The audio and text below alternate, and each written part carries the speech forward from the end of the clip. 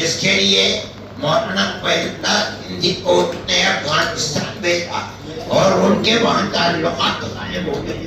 وہاں ایک دیوبند کے قاضی تھے جو قاضی عبدالرازق کے نام سے عبدالرزاق کے نام سے جانے جاتے تھے. ان کے تعلقات تھے. انہوں نے ان کو امیر حبیب اللہ تک پہنچایا. یہ واقعہ 1915 کا یعنی آج سے 110 سال پہلے کا تعلق ہے. ہمارا یہ تعلق آزادی وطن کے سلسلے کے اندر ہے جس کے وہاں جماعت حکومت قائم کی گئی مہاراجا پرتاپ نے. اس کے بعد مولانا عبداللہ صاحب, اس کے بعد مولانا عبیداللہ سندھی اس کے وزیر خارجہ بنے ہیں. میں یہ سمجھتا ہوں کہ انہوں نے ہندوستان کے اندر ایک ایسی حکومت جو ساری دنیا کے اندر یہ کہتی تھی کہ ہماری حکومت میں سورج غروب نہیں کرتا, ہمارے اکابر نے اس کا مقابلہ کیا, ان کو دھول چٹائی اور ان سے ملک کو آزاد کرایا. میں یہ سمجھتا ہوں کہ افغانستان کے علماء اور طالبان کے خاص طریقے پر حکومت وہ دارالعلوم دیوبند کے طلبا اور پڑھے ہوئے لوگوں سے پڑھی ہوئی حکومتیں, چاہے وہ مولانا بجنوری ہو, چاہے مولانا محمد شفیع صاحب ہو, چاہے وہ مولانا عبدالحق صاحب مولانا خٹک ہو, جو ہندوستان کے ہمارے علماء کا طریقہ تھا جو اس کے مقابلے کے اندر محاذ کی طرح پڑھے تھے, آپ نے اسی طریقے کو اختیار کر کے دنیا کی دو حکومتیں, چاہے وہ روس کی حکومت ہو چاہے امریکہ کی حکومت ہو, آپ نے ان دونوں کو دھول چٹائی ہے اور اپنے ملک کو ان سے آزاد کرایا.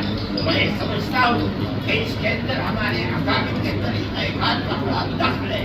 اس لیے آج آپ یہاں تشریف لائے ہیں, یہ آپ کی اور آپ کے اکابر کی مادر علمی ہے. اس کے ساتھ ساتھ انہوں نے ملک کی آزادی کے لیے جو انتہائی مضبوط کارنامے کیے ہیں, آپ کے کارنامے ان کے بعد اور ان سے حاصل کردہ کارنامے ہیں. اس کا مطلب یہ ہے کہ آپ ان کے راستے پر چلے, اور ہمارا ماننا یہ ہے کہ مسلک کے اعتبار سے, مذہب کے اعتبار سے, ملک کی آزادی کے اعتبار سے جو آپ کر رہے ہیں اس کا ثواب یقیناً سب کا آخرت ان کے لیے بھی ہوگا.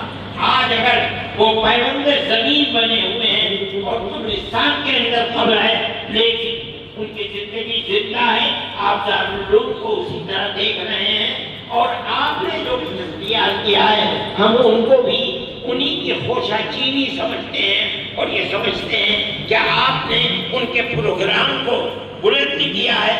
اللہ تعالیٰ آپ کو بلندی عطا فرمائے.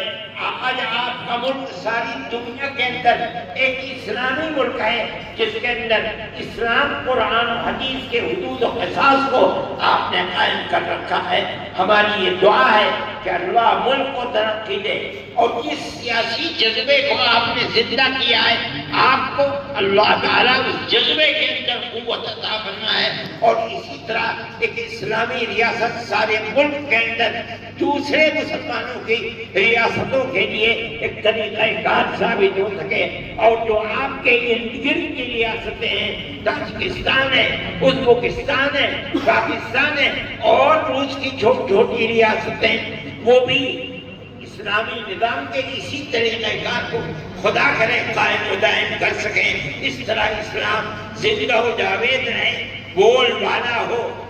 میں انہی کلمات کے ساتھ آپ کی تشریف آوری کا شکریہ ادا کرتا ہوں. میں یہ سمجھتا ہوں کہ وہ تحریک جو آزادی وطن کی چلی تھی وہ دارالعلوم کی اسی سرزمین سے چلی تھی, افغانستان تک پہنچی, آپ نے اسے اختیار کیا. آج اپنی مادر علمی کے اندر گویا کہ آپ مادر وطن کے اندر بیٹھے ہیں. ہمارے دل اس سے خوش ہیں, آپ جس جذبے کو دیکھ رہے ہیں یہ اسی خوشی کا جذبہ ہے. اللہ آپ کو خیر و عافیت کے ساتھ لے جائیں. دارالعلوم کی طرف سے آپ بھی سلام قبول کریں, اور میں کہتا ہوں کہ آپ امیر المومنین کو بھی ہمارے جذبے کو پیش کریں اور ہمارا سلام پیش کریں. وآخر دعوانا الحمدللہ رب العالمین.